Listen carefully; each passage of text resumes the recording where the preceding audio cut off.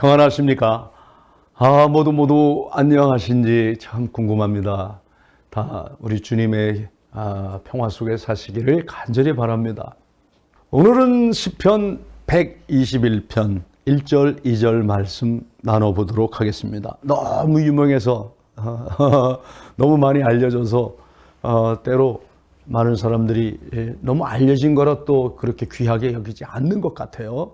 그러나 저에겐 너무 귀합니다. 제 아들 녀석 이름이 산이에요. 산, 최산. 제가 이 성부 때문에 산이라고 이름을 했어요. 내가 산을 향하여 눈을 들리라. 나의 도움이 어디서 올꼬? 나의 도움은 천지를 지으실 여호와에게서로다. 꽤 오래된 일이지만요, 아직도 생생하게 기억나는 제 딸에 대한 에피소드가 있어요. 지금은 벌써 한 아이의 엄마가 됐어요. 어느 날이죠. 제가 늦게 일을 마치고 집에 갔더니 가족 모두가 나와 인사를 하는데, 그런데 딸, 우리 가람이만 표정이 좋지 않아서 제가 이상하다 생각했어요. 제가 사춘기가 되어서 그런가? 생각을 했죠. 다음날 저는 이제 교회에 도착해서 사무실에 갔어요. 깜짝 놀랐죠. 꽃이 참 예쁘게 웃고 있는 거예요. 제가 너무 일이 많고 그때 또 너무 힘들어서였나 봐요. 아마 그때 이제 대광고등학교 강당을 예배당으로 사용할 때예요. 교실 한 칸에서 예배드리다가 중강당에서 예배드리다가 그것도 사람 너무 많이 와서 대강당에서 예배를 드리게 되었어요. 그때 대광고등학교 학교 측에서는 사무실도 없이 이렇게 복도에다가 신문지 깔고 앉아있던 저에게 방을 하나 내준 거예요. 사무실로 쓰라고. 얼마나 감사한지. 그때 그 사무실에 글쎄 우리 딸아이가 꽃을 갖다 놓은 거예요. 꽃을. 제가 오전 일정이 끝나고 안 가져온 서류를 챙기려고 사무실에 다시 갔을 때, 그때 화려한 색깔 때문이었는지 꽃이 가장 먼저 제 눈에 들어오더라고요. 아니, 근데 이 꽃이 어제부터 있었단 말이야? 그리고 오후 일과까지 모두 끝낸 후에 사무실을 잠깐 다시 둘렀는데요. 아무도 없는 공간에 그 꽃이 또 화사하게 따뜻하게 빙긋이 웃으며 저에게 말을 건네주는 거예요. 그때 꽃병을 들어서 꽃향기를 맡고 있는데요. 하루 동안 쌓인 모든 피로가 가시는 그런 기분이었어요. 그 꽃 누가 꽂아 놓았을까? 누가 갖다 놓았을까?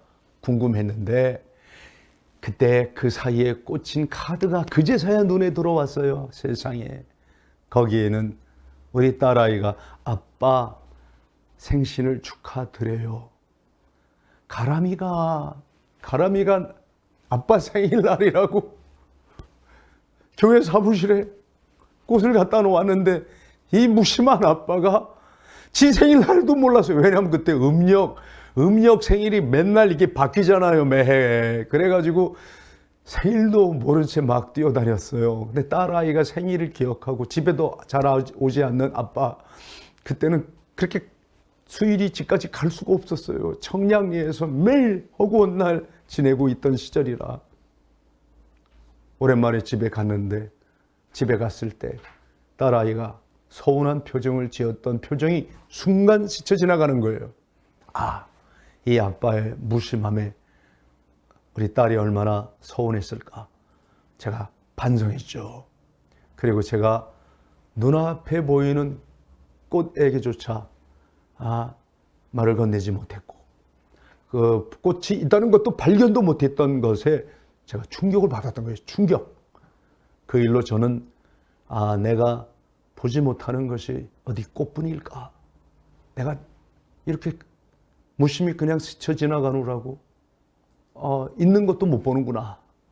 꽃을 눈앞에 두고 이걸 보지 못하고 한참 지난 뒤에 꽃을 준 딸의 마음을 헤아리다니, 그때 그 꽃에 꽂아놓은 쪽지가 없었으면 저는 그냥 모르고 지나갔을 거예요.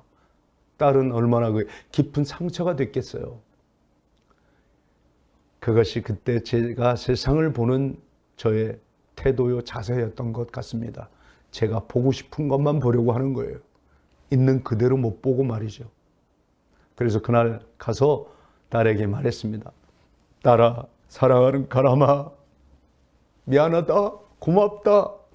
아빠가 너무 많은 일 때문에 피곤했나 봐. 그리고 내가 준 꽃을 보니까 정말 마음이 따뜻하더라고. 어느 누구도 내 생일날 내 책상 위에 꽃을 꽂아준 사람이 없었는데 네가 처음이야. 얼마나 기쁜지. 그리고 이제 진심을 전했어요. 물론 중요한 일이 너무 많았다고 늘어놓았지만, 그건 변명이 아니라 사실 아주 위험한 생각일 수도 있다는 게 깨달아지더라고요. 곰곰이 내 내면을 들여다보면 사실 아주 중요하고 대단한 일을 한다고 하는 사람들이요, 그게 다 자기 생각으로, 그 생각이 만든 느낌으로 보는 세상, 자기 환경으로 보는 세상이더란 말이죠. 신묘막측하신 하나님이 만든 이 세상이 진실로 아름답지 않은 것이 없어요. 아름다운 세상이에요. 많은 사람들이 그렇게 감탄하거나 놀라워하지 않는 게 신기한 거예요. 이렇게 아름다운 세상. 왜요? 다 자기가 보고 싶은 대로만 보는 거예요.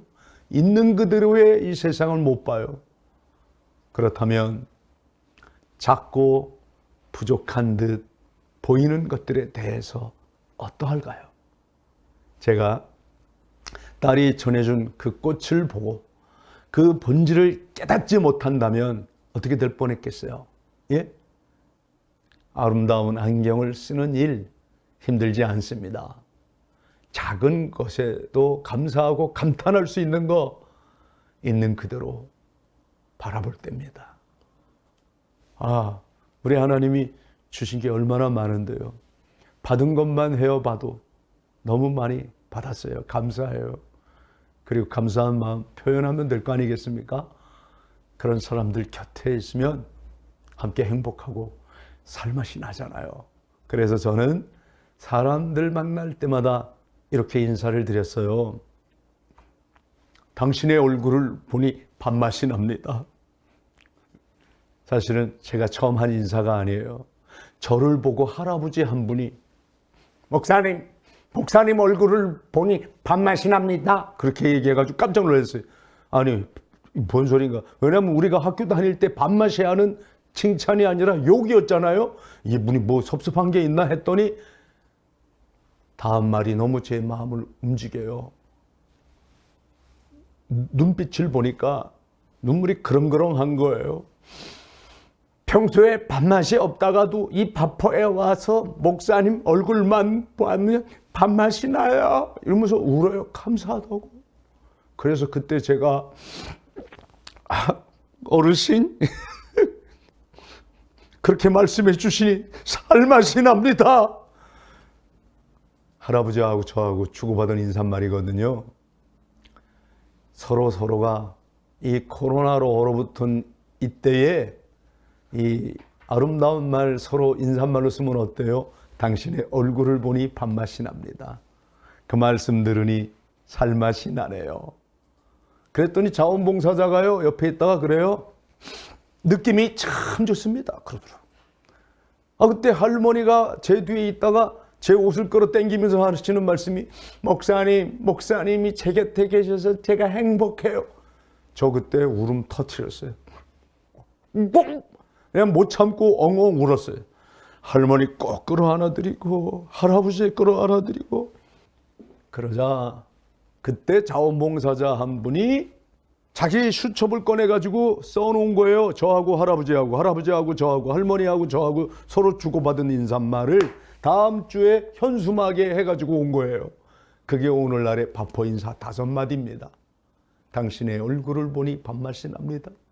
그 말씀 들으니 살맛 나네요. 느낌이 참 좋습니다.